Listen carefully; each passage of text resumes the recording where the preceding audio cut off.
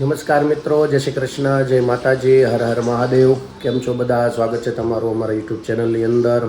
આજે વાર છે રવિવાર, સાતમ છે વૈશાખ મહિનાની, અને આજે છે ગંગા સપ્તમી છે, અને સાથે સાથે આજે છે વિશ્વ હાસ્ય દિવસ.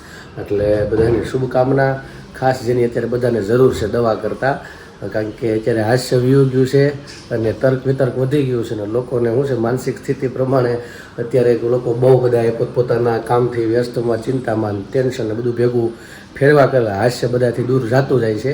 એટલે જે મૂળ કારણ હસવાનું જાય કે નહીં, એટલે રોગ બધા નીકળે.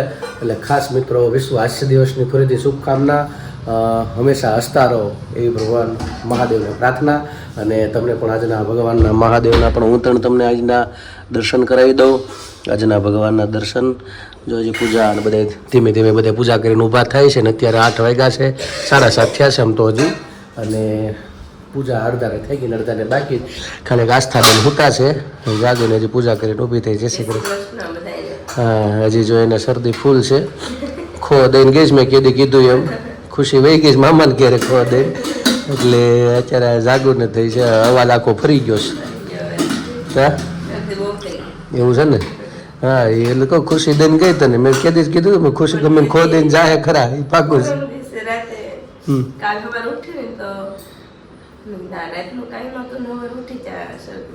હા ભાઈ, એમ જ એ શેલ ઓલીને મટવા આવે તરત એવું છું સમજાણું. એવું બધું છે. જો અત્યારે શરદીના લીધે અવાજ પાછા પકડાઈ જાય ગળા. પાછું છે કાંઈ નહીં, ડૉક્ટરનું ખાલી એટલું કે જ્યાં જાય એટલે કે તમને વાયરલ ઇન્ફેક્શન, જે આપણે ધૂળ બહુ ઉડે એટલે નાક બંધ હોય જરીક શરદીનું, તમે ગળેથી આમ મોઢો ખોલીને શ્વાસ લો એટલે તરત ગળું પકડે એટલે ઇન્ફેક્શન લાગે, એવું બધું ડૉક્ટરે કીધું. એટલે ક્યાં અત્યારે એલર્જીનું સીધું કહી દીધું છે. એટલે ગળું તરત પકડી લે છે. પાછું છે વાત સાચી છે, કારણ કે ધૂળ એટલી બધી ઉડે, બહાર એટલી ઉડે, અને અમારે પાછું અહીંયા હાલમાં શું કહેવાય રોડ બીનો નથી, બધું ઘડીએ ઘડીએ તો પાછું ગઈકાલ પ્રમદીથી પાછું ચાલુ થઈ ગયું જેસીબીનું કામકાજ, નળ કનેક્શનનું. એટલે હવે એ પાછું અઠવાડિયું 10 દી 15 દી હાલ છે. પછી ધીમે ધીમે ક્યારે રોડ બને એટલે એ ધૂળે એટલી ઉડે એટલે ઘેરે બેઠા બેઠા ગળા પકડી. નકર વાંધો નહોતો, પહેલાં બહુ ચોખ્ખું હતું, સાફ સફાઈ સારી બધા કરતા હોય, અને એટલું બધું કાંઈ ધૂળ ઉડતી નહીં, કારણ કે રોડ થોડોક આઘો પડી જાય એટલા માટે એ બધું છે. તો મારે બાય અત્યારે નવરા થઈ ગયા પૂજા કરીને. જય શ્રી કૃષ્ણ. હા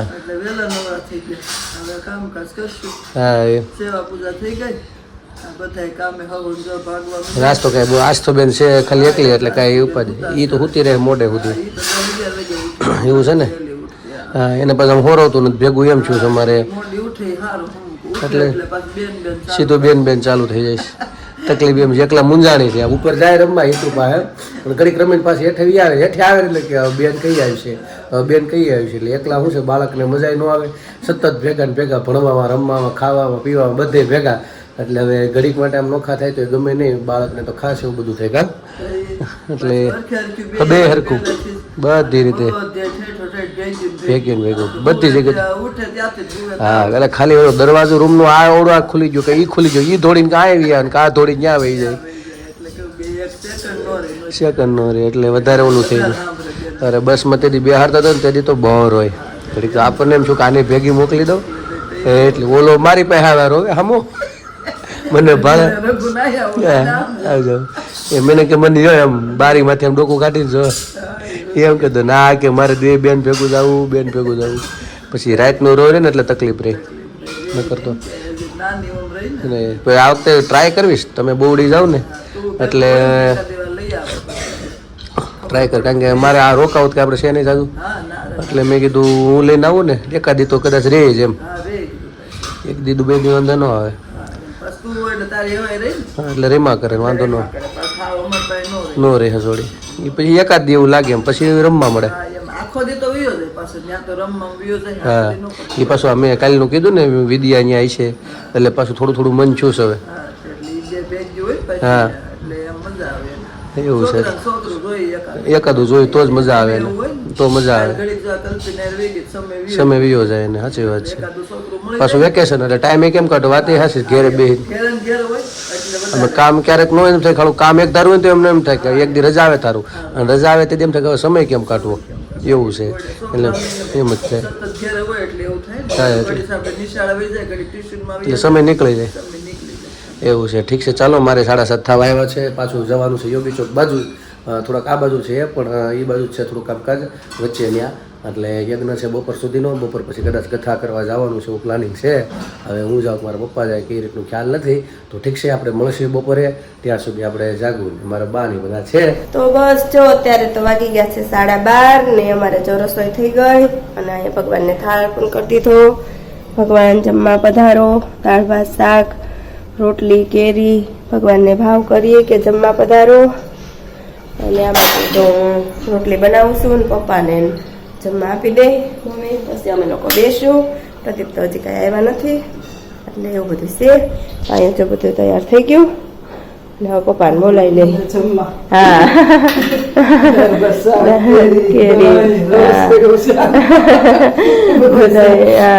હાલો જમવા. અને પપ્પાને બોલાવતા આવશે ને? હા હાલો જમવા પપ્પાને દઈ દઈએ. અહીંયા અમારા નાસ્તા બેન જો રમે છે એકલા એકલા, હે ને બધી બેનપણીઓ વહી ગયા ઢીંગલીને તૈયાર કરે ને એવું બધું છે. તો બસ હાલો જમી લઈ.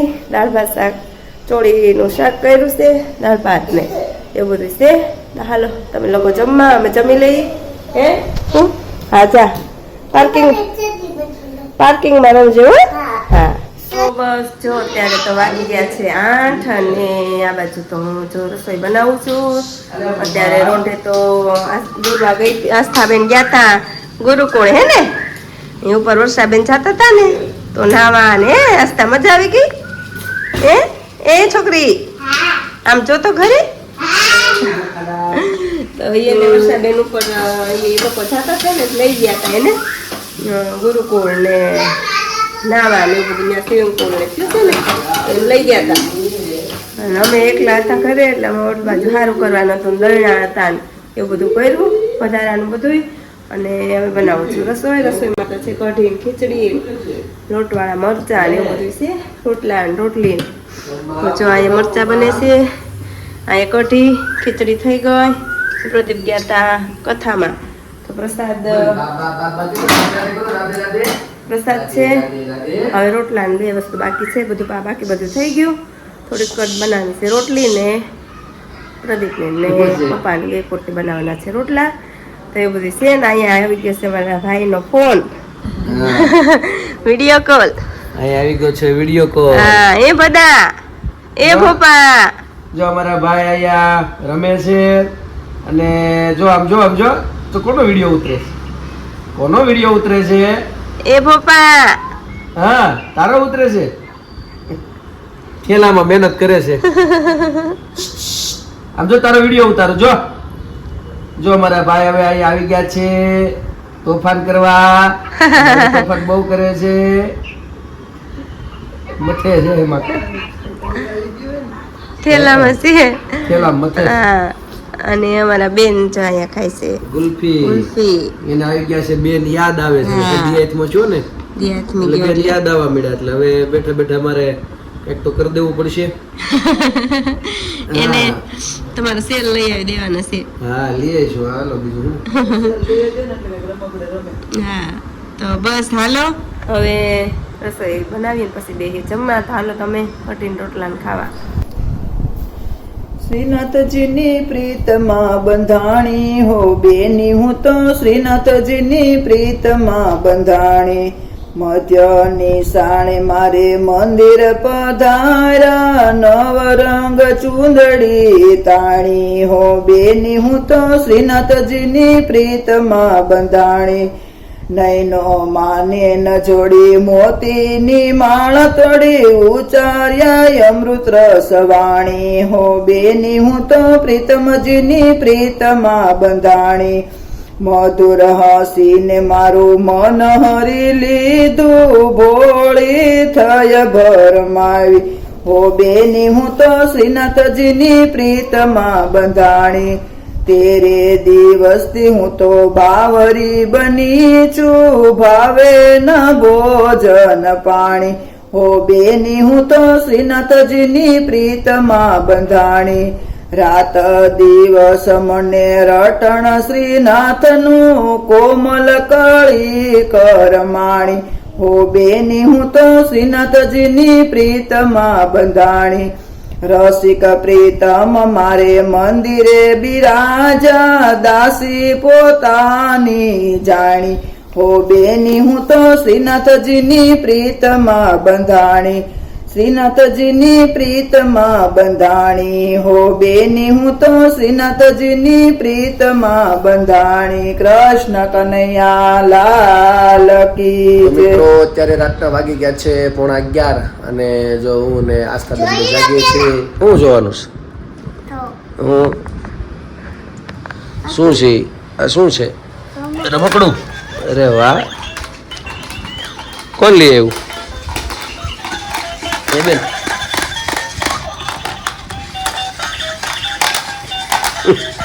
કોની હાટું છે? ભાઈ હાટું છે.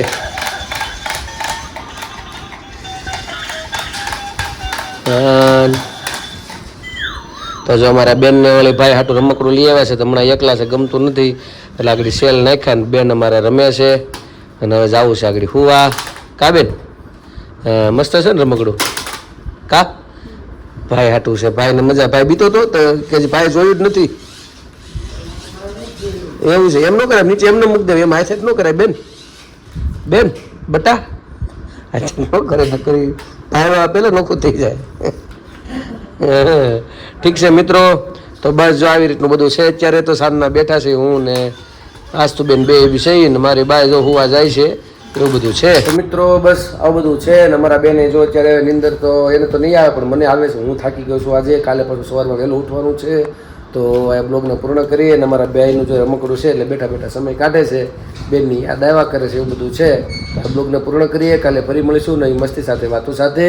તો મારી ચેનલને તમે લાઈક કરજો, શેર કરજો, સબસ્ક્રાઇબ કરજો અને કોમેન્ટમાં તમારો જવાબ આપજો, પ્રેમ આપજો, સહકાર આપજો. નવા છો મારી ચેનલ ઉપર તો સબસ્ક્રાઇબ કરવાનું ભૂલતા નહીં. તો આજ માટે એટલું આવજો. જય શ્રી કૃષ્ણ. Good night. સનાતન ધર્મની જય હો, જય ભવાની, જય શિવાજી.